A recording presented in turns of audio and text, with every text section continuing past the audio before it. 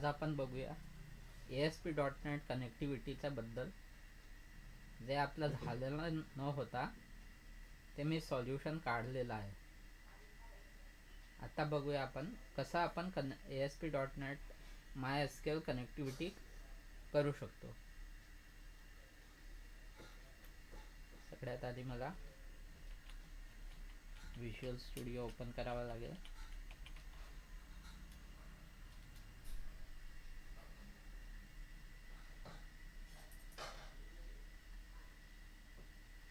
Double click करून open करायचं आहे. हा ओपन होतो.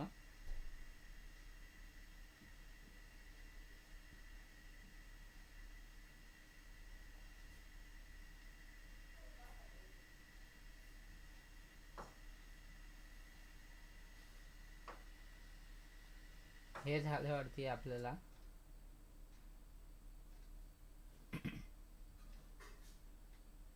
आता सेटिंग्स मी ह्याच्यामध्ये केलं आहे, वेबसाईट 3 मध्ये. मला डबल क्लिक करायचं आहे.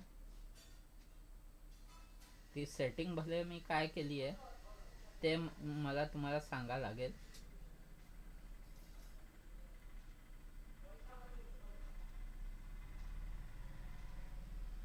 हे चालू झालेलं आहे.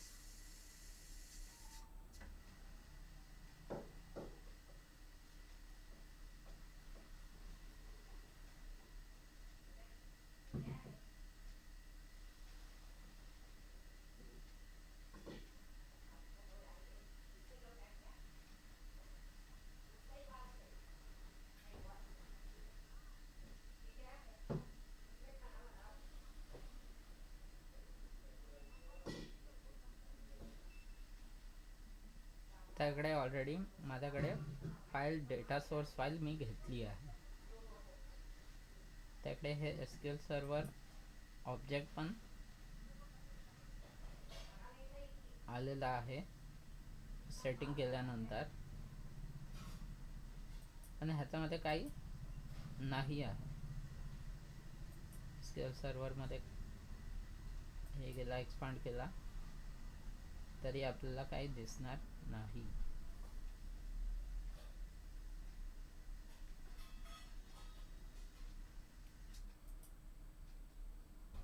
इकडे काय सांगितलं, MySQL. ओके, तर ह्याला काय करूया, आपण राईट क्लिक करून डिस्कनेक्ट करूया.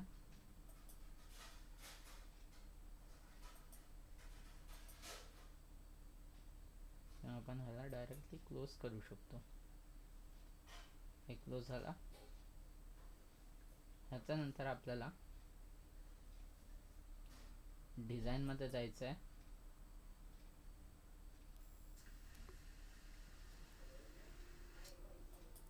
डिझाइन मध्ये SQL डेटा सोर्स घेतलेला आहे already.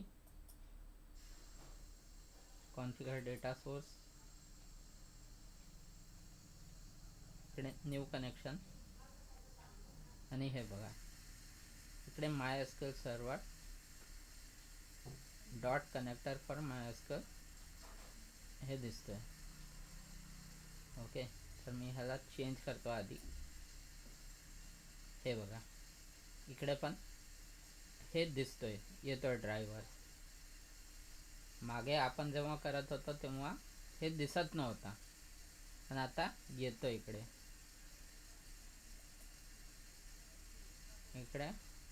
Dot connector for MySQL, आणि हे ओके करायचं आहे. ओके मध्ये आता होस्ट मध्ये आपल्याला टाकायचं parameter local host. User name मध्ये जो आपण आपला युजर नेम असेल माझ्या इकडे मी सेल्स टाकलेला पासवर्ड आहे.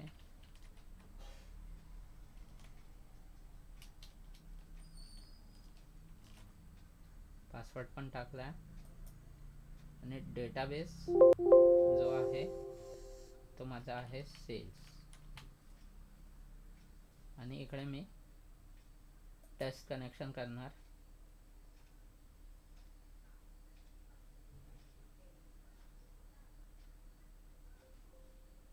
आता हे बघा, टेस्ट कनेक्शन सक्सेस. ओके, त्याला ओके केला. कनेक्शन स्ट्रिंग फॉर्म होईल. हे झाली आहे local host dot sales. Next, परत नेक्स्ट एकदा केला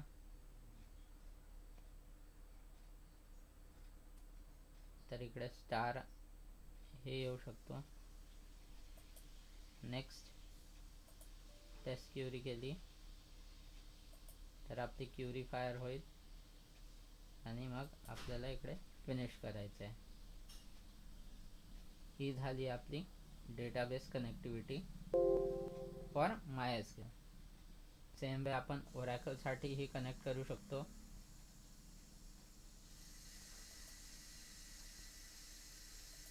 new connection.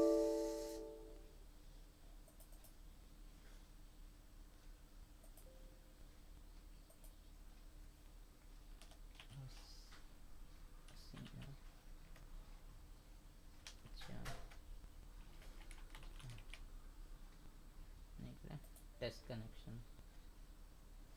Okay,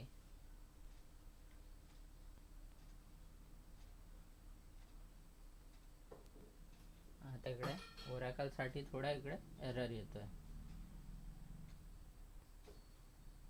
oracle client software install नाही झालेला आहे, त्यामुळे इकडे एरर येतोय.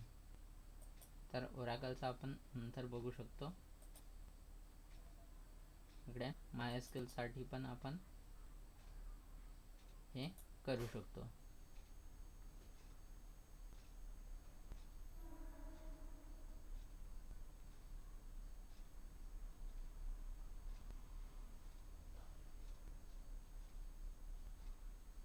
हे काय, तो सर्व्हर नेम ऑटोमॅटिकली सर्च करतो, पण इकडे MySQL सर्व्हर नाही आहे अवेलेबल. तर इकडे आपण MySQL सर्व्हर यूज नाही करू शकत. ओके, तर आपण यूज नाही करू शकत MySQL सर्व्हर. ओके, तर ह्या प्रकारे आपला जो MySQL सर्व्हरचा कनेक्टिव्हिटी इशू हा रिझॉल्व झालेला आहे. MySQL सर्व्हर कनेक्टिव्हिटी तर आपण क्लासमध्ये बघितली आहे, बरोबर आहे. तर हा आहे त्याचा सॉल्युशन. इकडे कॅन्सल आणि हे कॅन्सल करून सध्या परत एकदा, हे तर मी घेतला होता माझा जुना फाईल. आता मी नवीन प्रोजेक्ट घेऊन ते पण दाखवून देतो. New project.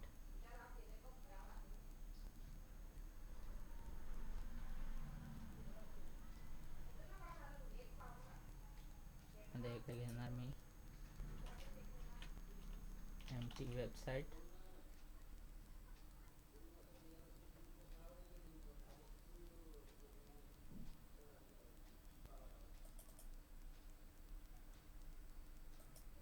क्रिएट करणार. तर मला ह्याला सेव्ह करायचा विचार करतो. सेव्ह केला माझा previous project.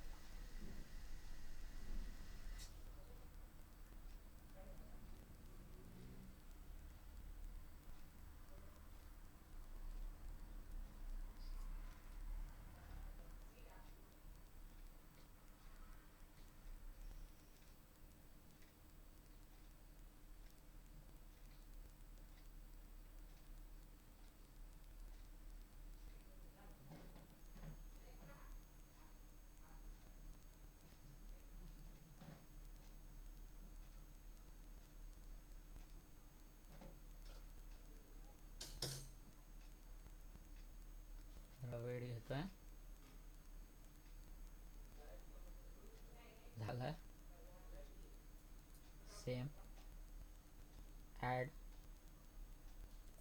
Empty add items.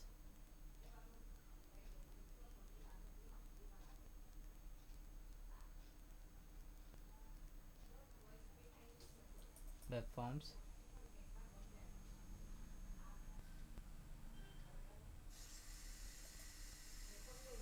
इकडे SQL डेटा सोर्स.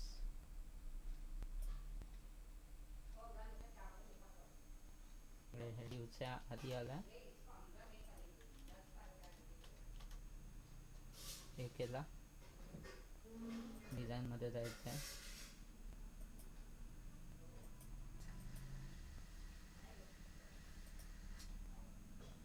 हे इकडे ऑलरेडी आलेला आहे. तर मी काय करू शकतो,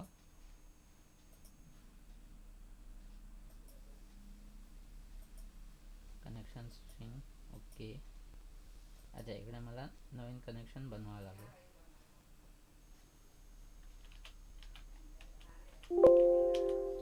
पॅरामीटर दिला.